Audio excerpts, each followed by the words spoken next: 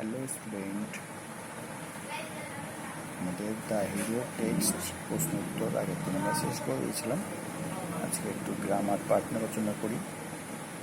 আমরা গ্রামারে এর আগে শিখেছি প্রপার নাউন এবং প্রোনাউন, তাই তো? কোনো ব্যক্তি, বস্তু বা জায়গার নাম বদলে সেটা হচ্ছে প্রপার নাউন, তাই তো? যেমন রাম, শ্যাম, কলকাতা, জায়গাটা, ইন্ডিয়া, বা কোনো হিমালয় বা ভিক্টোরিয়া মেমোরিয়াল, এগুলো সব হচ্ছে প্রপার নাউন। এই প্রপার নাউনের পরিবর্তে যেগুলো বসে সে তাদেরকে বলা হয় প্রোনাউন।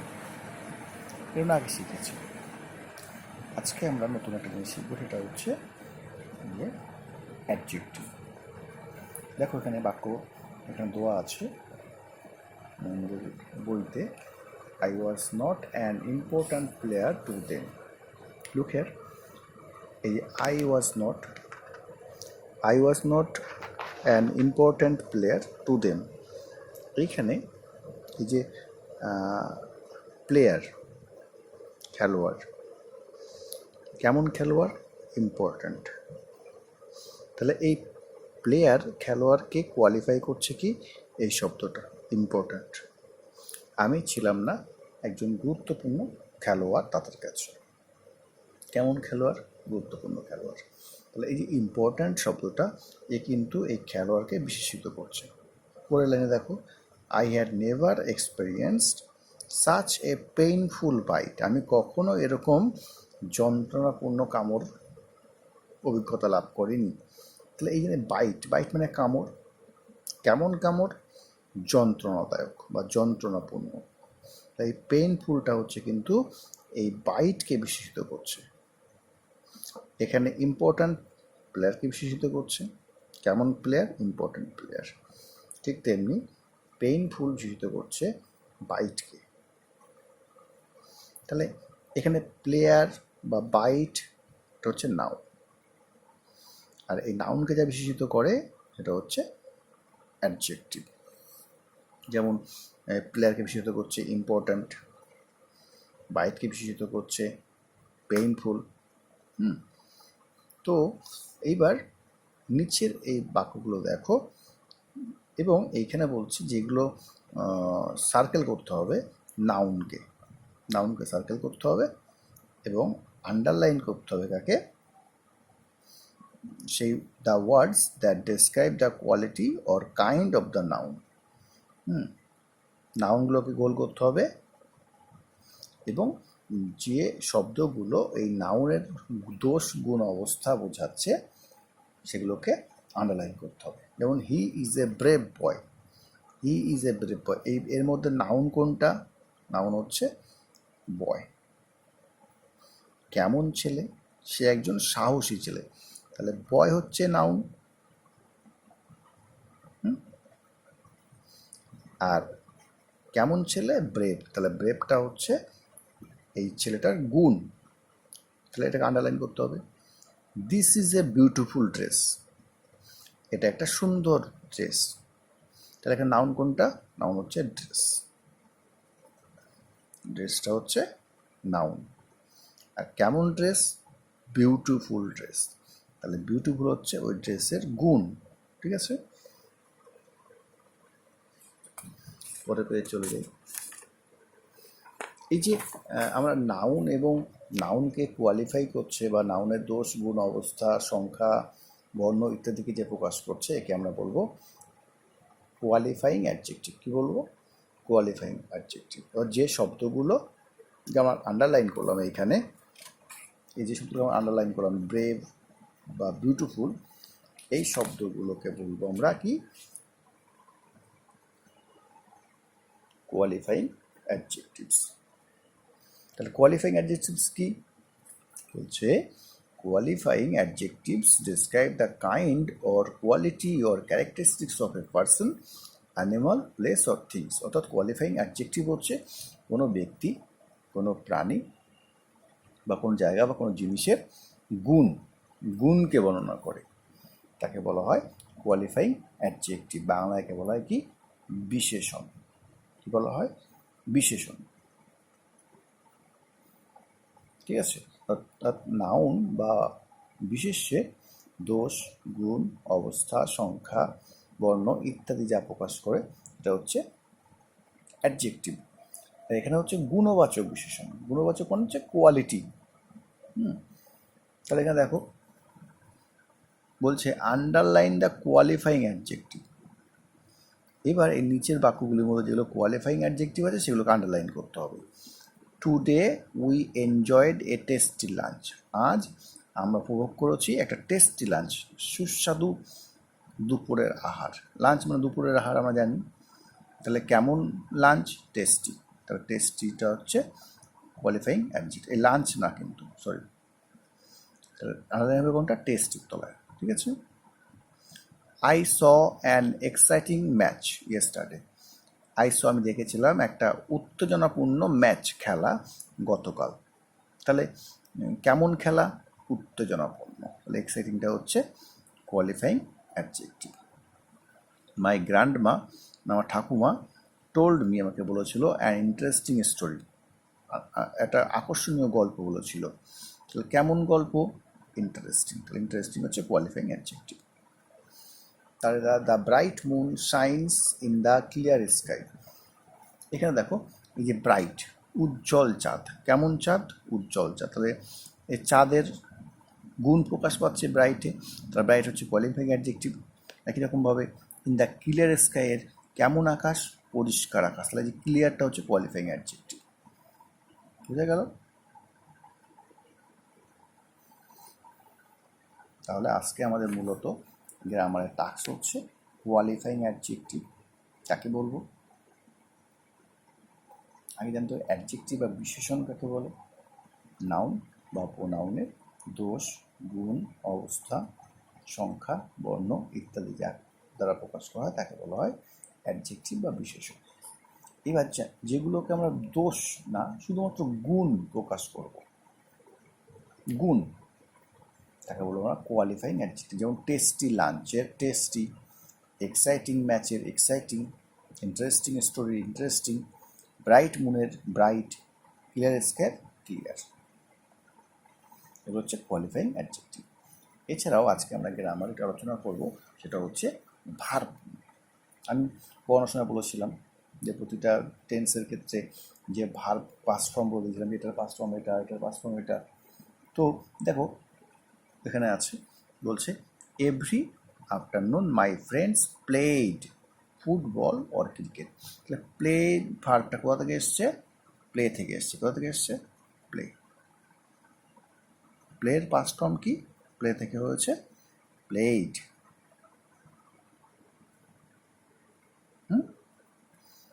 প্লে, প্লের পাস্ট ফর্ম হচ্ছে প্লেড। আবার এই হ্যাপেন্ড, এই যে হ্যাপেন্ড ভার্বটা, ওয়ান ডে এ মিরাকেল হ্যাপেন্ড, একদিন একটা অবিশ্বাস্য ঘটনা ঘটেছিল, হ্যাপেন্ড। তাহলে এটা কোথা থেকে এসছে? হ্যাপেন থেকে এসছে।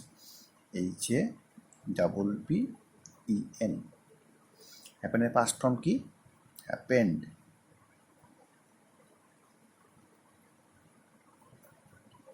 এটা পাস্ট ফর্ম। তাহলে দেখো আই কোয়াইটলি টুক, আমি নিঃশব্দে নিয়েছিলাম। টুক, টুক কোথা থেকে এসছে? টেক থেকে এসছে। কোথা থেকে এসছে? টেক। টেক থেকে টুক, টেকের পাস্ট ফর্ম হচ্ছে টুক। তাহলে to save myself from more bites I gave a jerk. এই যে গেভ, গেভ কোথা থেকে এসছে? গিভ থেকে এসছে। কোথা থেকে এসছে?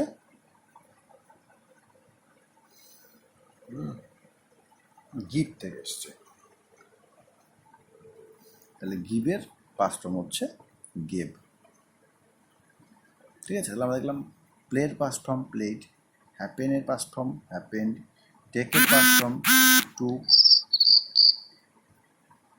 গিভের পাস্ট ফর্ম গেভ। এগুলো সব হচ্ছে পাস্ট টেন্সে আছে। কোন টেন্সে আছে? পাস্ট টেন্সে। ঠিক আছে, দেখো এই প্লের সাথে কি যোগ করা হয়েছে? প্লে যোগ ইডি যোগ করে কি হয়েছে? প্লেড হয়েছে। হ্যাপেনের সঙ্গে কী যোগ করা হয়েছে? ইডি যোগ করা হয়েছে। তাহলে কী হয়েছে? হ্যাপেন্ড। কিন্তু এই টেকের সঙ্গে তো ইডি যোগ করা হয়নি, বা গিভের সঙ্গে তো ইডি যোগ করা হয়নি। তাহলে সব ভার্ব কিন্তু আমরা ইডি যোগ করে পাস্ট ফর্ম করতে পারি না। বুঝা গেছে? যেমন প্লের সঙ্গে ইডি যোগ করেছি, এইখানে প্লের সঙ্গে ইডি যোগ করলে প্লেড হয়েছে, হ্যাপেনের সঙ্গে ইডি যোগ করলে হ্যাপেন্ড হয়েছে, বাট টেকের সঙ্গে ইডি যোগ হয়নি, গিভের সঙ্গে তো ইডি যোগ হয়নি। এগুলো কী হয়েছে, ভিতরের এই যে ভাওয়েলগুলো, এই ভাওয়েলগুলো চেঞ্জ হয়ে গেছে। দেখো গিভ ছিল হয়ে গেছে গেভ, আইটা এ হয়ে গেছে, এখানে এ ছিল এটা চেঞ্জ হয়ে ডাবলও হয়েছে। তাহলে কিছু ভার্বের সঙ্গে আমরা ইডি যোগ করি, পাস্ট টেন্স করি, আর কিছু ভার্বের মধ্যে যে লেটার্সগুলো থাকে বা যে ভাওয়েলগুলো থাকে সেই ভাওয়েলগুলো চেঞ্জ করে আমরা পাস্ট টেন্স করি।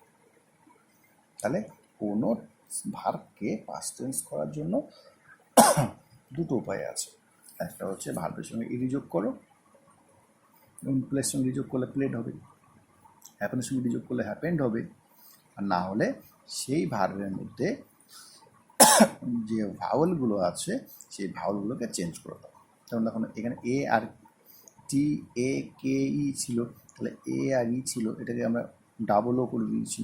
এখানে জি আই ভি ই ছিল, আইটাকে চেঞ্জ করে এ করে দিয়েছি। তো এইখানে অ্যাক্টিভিটি 7C-তে দেখো, এখানে তোমাকে বার করতে হবে যে কোনগুলোর সঙ্গে ইডি যোগ হয়েছে আর কোনগুলোর সঙ্গে ইডি যোগ হয়নি।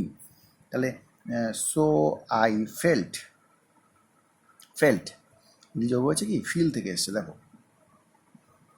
ফিল, FEEL, ফিল মানে কি অনুভব করা, ফিল মানে কি অনুভব করা। তাহলে এখানে ফিলের মধ্যে কি ইডি যোগ হয়েছে, দেখো তো নিঃসন্দেহে ইডি যোগ হয়নি, তাহলে এটা ইডি যোগ হয়নি। বলেছে আন্ডারলাইন করতে হবে, in the following sentence underline the past forms of the verbs that end with ED. তাহলে এই ফেল্ট ইডির সঙ্গে যোগ হয়নি, কোথায় ইডি যোগ হয়েছে, দ্য লার্জ ক্রাউড চিয়ার, দেখো এখানে ইডি যোগ হয়েছে। দে কট, এখানে কট কি ইডি যোগ হয়েছে, না। উই ক্লাবড, ইডি যোগ হয়েছে, এই যে ইডি যোগ হয়েছে লাস্টে। উই শাউটেড, দেখো ইডি যোগ হয়েছে, দেখেছো? তাহলে আমরা দেখলাম কিছু ভার্বের সঙ্গে ইডি যোগ হয়, কিছু ভার্বের সঙ্গে ইডি যোগ হয় না। যেমন ফেল্টের সঙ্গে ইডি যোগ হয়নি, চিয়ার্ডের সঙ্গে ইডি যোগ হয়েছে, কটের সঙ্গে ইডি যোগ হয়নি, কিন্তু ক্লাবটের সঙ্গে ইডি যোগ হয়েছে, শাউটেডের সঙ্গে ইডি যোগ হয়েছে।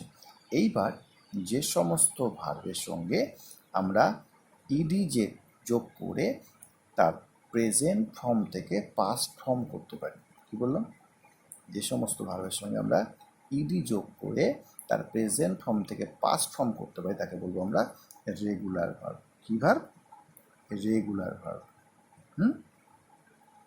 আর যাদের সঙ্গে আমরা ইডি যোগ করি না,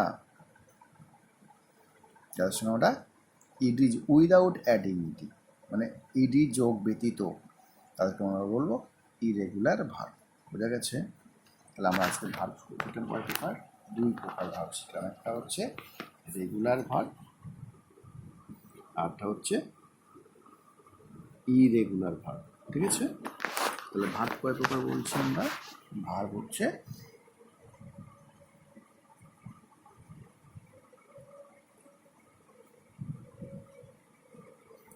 রেগুলার,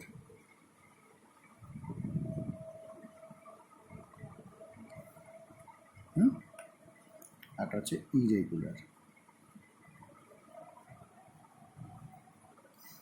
রেগুলার ভার্বের সঙ্গে কী যোগ হয়, ইডি যোগ হয়, আর ইরেগুলার ভার্বের সঙ্গে ইডি যোগ হয় না। ঠিক আছে? তাহলে ভার্ব বললাম দুই রকম, একটা হচ্ছে রেগুলার ভার্ব যাদের সঙ্গে ইডি যোগ হয়, আর ইরেগুলার ভার্ব যাদের সঙ্গে ইডি যোগ হয় না।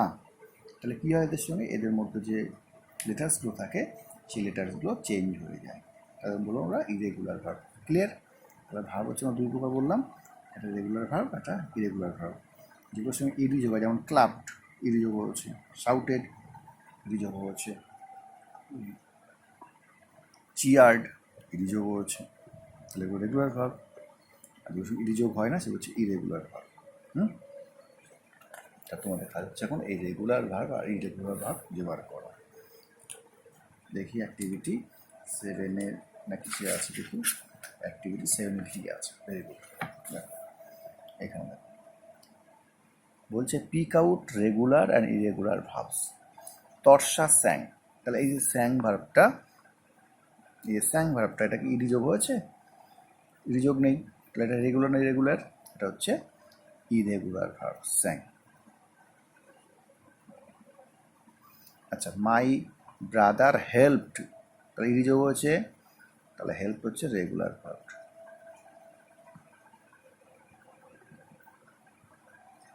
শি ওয়াকড, ইডি যোগ আছে, তাহলে regular verb. WALK walked. The soldier fought, এখানে কি ইডি যোগ আছে? নেই, তাহলে ফটটা হচ্ছে ইরেগুলার ভার্ব। FOUGHT। ঠিক আছে, তাহলে আমরা আজকে শিখলাম কি রেগুলার ভার্ব আর ইরেগুলার ভার্ব। ভালো করে বোঝো, রেগুলার হলে সেগুলোর সঙ্গে ইডি যোগ হবে, আর ইরেগুলার হলে তাদের সঙ্গে ইডি যোগ হবে না। তাহলে হেল্পড ইডি যোগ আছে, রেগুলার। ওয়ার্কড ইডি যোগ আছে, রেগুলার। স্যাং ইডি যোগ হয়নি, ভিতরের বর্ণ চেঞ্জ হয়েছে, লেটার চেঞ্জ হয়েছে, তাই এটা হচ্ছে ইরেগুলার ভার্ব। ফট, ফাইট থেকে এসছে ফট, সিং থেকে এসে স্যাং, তাহলে এখানে চেঞ্জ হয়নি। যেমন এখানে দেখো ভালো করে, এখানে সিং, সিং হচ্ছে সিং থেকে হয়েছে কি স্যাং, তাহলে ভিতরের লেটার চেঞ্জ হয়েছে। হেল্প, HELP থেকে, হেল্প থেকে হেল্পড হয়েছে, ইডি যোগ হয়েছে। এখানেও ওয়াক, ওয়াকের সঙ্গে ইডি যোগ করে ওয়াকড হয়েছে, কিন্তু এখানে ফাইট, FIGHT, ফাইটের সঙ্গে ইডি যোগ হয়নি, কিন্তু ভিতরে লেটার চেঞ্জ হয়েছে ফট। তাহলে যেগুলোর সঙ্গে ইডি যোগ হয়েছে সেগুলো হচ্ছে রেগুলার ভার্ব, যেগুলোর সঙ্গে ইডি যোগ হয়নি সেগুলো হচ্ছে ইরেগুলার ভার্ব। বুঝা গেছে? Very good. ক্লাস ঠিক আছে।